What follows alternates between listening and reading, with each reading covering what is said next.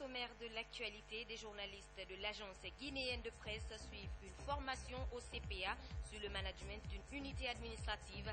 La formation s'inscrit dans le cadre du partenariat entre les médias des services d'État et la fonction publique.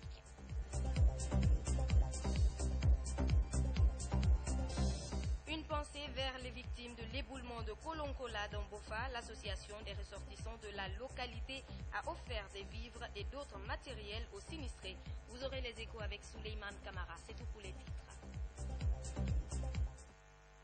C'est un plaisir de vous retrouver, mesdames et messieurs. Bonsoir. Les cadres ressortissants de Kolonkola dans Bofa viennent au secours des victimes de l'éboulement de terre dans la localité. Les sinistrés ont bénéficié d'une importante quantité de vivres et d'autres matériels. Souleymane Kamara de retour de Bofa.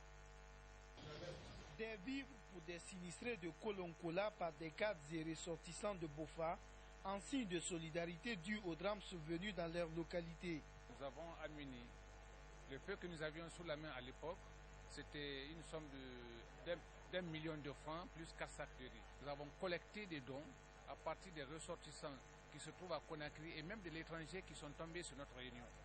Nous avons pu récolter des sommes et aussi du matériel. L'initiative vise à accompagner ces sinistrés pendant ces périodes de crise.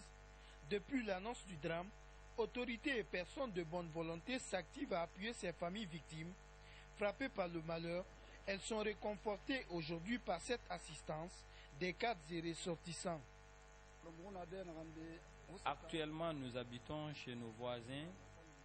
On n'a pas d'abri pour l'instant parce que nous n'avons pas de maison.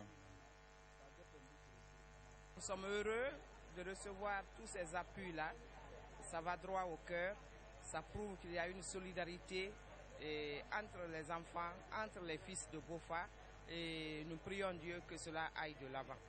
Et nous mettrons tout en œuvre pour que ces appuis, ces vivres, ces médicaments, ces ustensiles de cuisine et tout ce qui a été reçu jusqu'à présent, nous veillerons à ce que ce soit vraiment les sinistrés qui rentrent en possession de ça. À ce jour, plus de 12 sacs de riz, 6 cartons de savon Gamma, des habits et autres ont été offerts aux sinistrés de Kolonkola. Une aide d'urgence vient satisfaire quelques besoins vitaux de ces personnes en situation de détresse.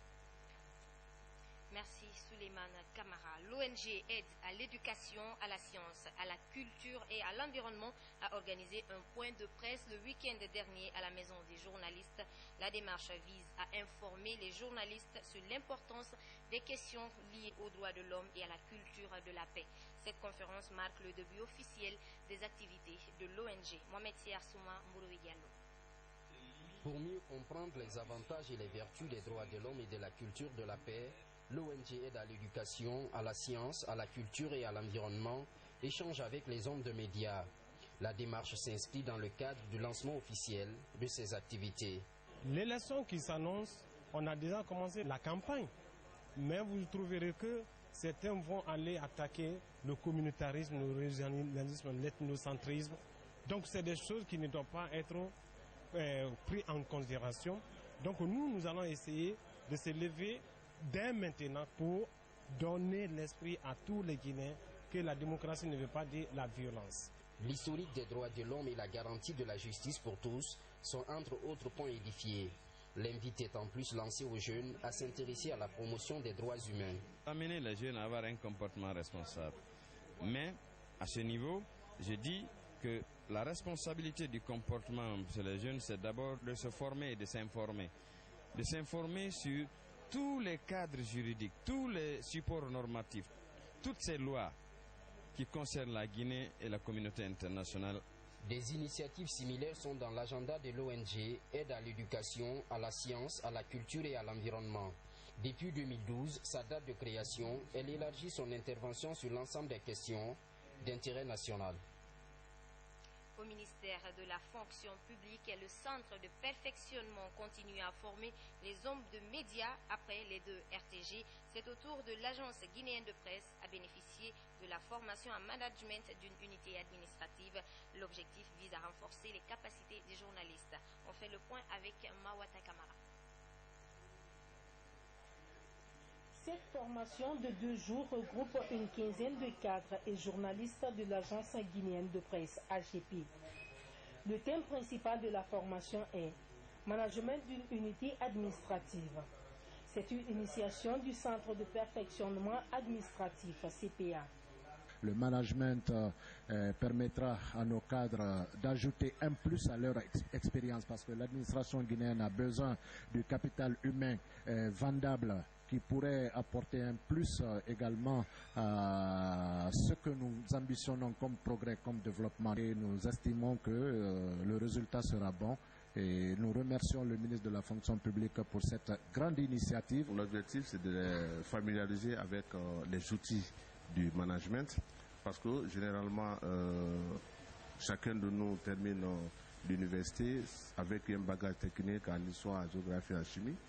Et après quelques années d'expérience professionnelle, nous sommes promis à des postes de responsabilité où notre travail va consister maintenant à à former des objectifs réalistes en fonction des moyens qui sont mis à notre disposition. En 48 heures, ces participants devraient être outillés des techniques managériales et être capables de restituer aux autres de leur agence absente de la dite formation. Tout ce que j'aurais appris ici comme leçon, à mon tour, par ma bonne volonté, je dois au moins transmettre la même chose à mes amis qui n'ont pas eu la chance de venir participer. Cette formation des travailleurs de l'agence guinéenne de presse se tient après celle des cadres de l'Office guinéen de publicité et du journal quotidien Oroya, dans le cadre du renforcement des capacités administratives des fonctionnaires guinéens. Une petite erreur technique, on s'en excuse. Volet politique, la mission des observateurs de l'Union européenne pour le scrutin de 2015 en Guinée s'adapte à la situation politique du pays. Présente en Guinée depuis le 2 septembre dernier, elle s'apprête à se déployer dans tout le pays pour garantir l'impartialité du scrutin. Pour plus d'informations, suivez les explications du porte-parole au micro de Cheikh Sanoussi Sanko. La mission d'observation électorale de l'Union européenne est présente dans le pays depuis le 2 septembre maintenant. Les observateurs de long terme sont arrivés le 10 septembre et après avoir suivi une formation de 4 jours à Conakry, ils sont aujourd'hui déployés sur le terrain. Ils vont rejoindre les 8 régions administratives que compte le pays pour commencer leur observation qualitative du scrutin. C'est-à-dire qu'ils vont rencontrer sur le terrain l'ensemble des acteurs du processus électoral. Et là, on peut les citer, notamment parce qu'il y a beaucoup d'acteurs dans un processus électoral. Bien sûr, les démembrements de la commission électorale sur le terrain, les forces de sécurité, les candidats ou leurs représentants, la société civile, les observateurs nationaux et internationaux. Depuis le 2 septembre, nous avons commencé notre observation. Maintenant, nous allons commencer notre observation dans les régions de la Guinée. Après tous les soubresauts d'un processus électoral, la mission, elle est là pour faire une évaluation impartiale de tout le processus électoral. Jour J-25, les représentants des 8 partis candidats à la présidentielle du 11 octobre étaient lundi dans les locaux de la CENI. La rencontre avec les commissaires de l'institution s'inscrit dans le cadre d'un échange sur les innovations de la Commission électorale nationale indépendante pour la réussite du scrutin. Compte rendu, Makeme Donzo. Les 8 partis en lice pour la présidentielle répondent à l'appel de la CENI. Une occasion pour la commission électorale d'échanger directement avec les représentants des différents candidats. Bakary Fofana révèle à ses invités les innovations qu'envisage son institution. Aujourd'hui, le cadrage que nous allons mettre en place, ce sera le canal par excellence de vous donner toutes les informations utiles et nécessaires. Et parce que dans le même ordre d'idée, ce cadre va servir aussi de diffusion d'informations, des informations techniques, des informations opérationnelles et toute autre information que nous trouverons utile pour la bonne tenue de ces élections. Nous comptons sur vous pour les informations ici, que ces informations soient intégrées, partagées avec vos collègues de vos comités d'organisation, de vos comités de campagne. Les partis politiques se disent satisfaits aux propositions de la Commission électorale nationale indépendante. On note vraiment une sorte de volonté de la CENI de pouvoir rendre les quelques étapes du processus qui restent transparentes. Je souhaite que théoriquement tout ce qui a été dit ici colle avec la réalité qui se retrouvera sur le terrain. Si c'est le cas, pour ces quelques étapes-là, en tout cas, nous sommes prêts à apporter toute notre contribution en tant que parti candidat pour que les choses se passent comme il nous a été prévu ici. Très satisfait avec cette rencontre avec la CENI. Pourquoi? Parce que le comité interparti désigne à tous les partis politiques d'associer dans leur démembrement les éléments pour faire des rencontres perpétuelles entre eux et qui seront associés à tous les niveaux du processus en cours. Pour la transparence et la crédibilité de l'élection du 11 octobre, la confiance entre l'institution chargée d'organiser les élections et les partis politiques est nécessaire. Et oui, Makeme, depuis le lancement de la campagne électorale, les quartiers généraux des partis en lice font face aux populations pour présenter leurs projets de société.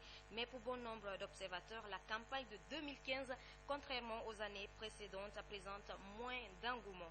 Plus de détails dans ce reportage de Mariam Abari.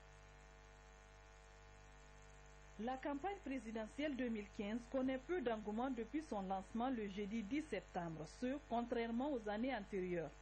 Ce désintéressement des populations à la campagne présidentielle de cette année est une situation qui étonne bon nombre d'observateurs.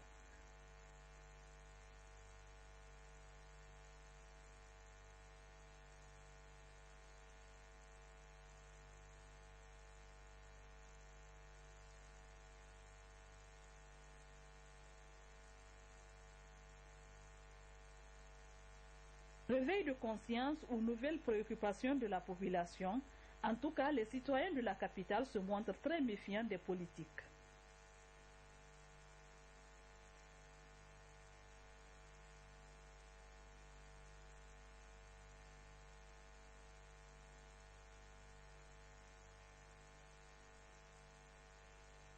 Vraiment, cette année-là, la campagne, c'est pas facile parce que le temps est dur. Pas beaucoup de l'argent, tout le monde galère. Vraiment, cette année-là, se dire. Même l'autre opposant, là, ils n'ont pas beaucoup d'argent parce que ça va pas. En attendant le vote du 11 octobre 2015, plusieurs Guinéens se soucient de leur quotidien et optent pour une campagne civilisée. Aller à une élection libre, crédible et transparente est la préoccupation de tous les Guinéens. À l'occasion, la sous-section du quartier Béanzin dans la commune de Matoto a organisé une rencontre de sensibilisation pour amener les citoyens du quartier de toute sensibilité à promouvoir la paix. On suit ce reportage.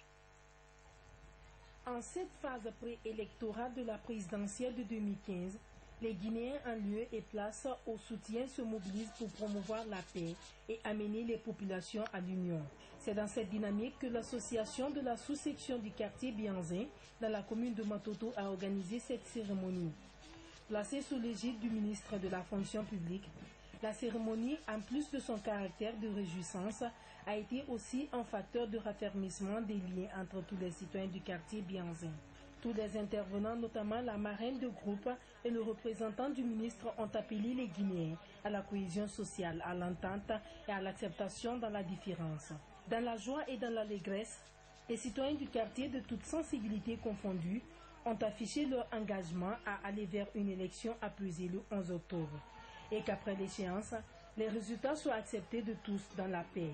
Cette ambiance de parfaite compréhension a été soutenue par les artistes de cérémonie, tous conquis à sauvegarder cette belle initiative. Ce journal a été réalisé par l'ensemble de la rédaction. Merci de votre fidélité. Merci également à toute l'équipe technique et à demain.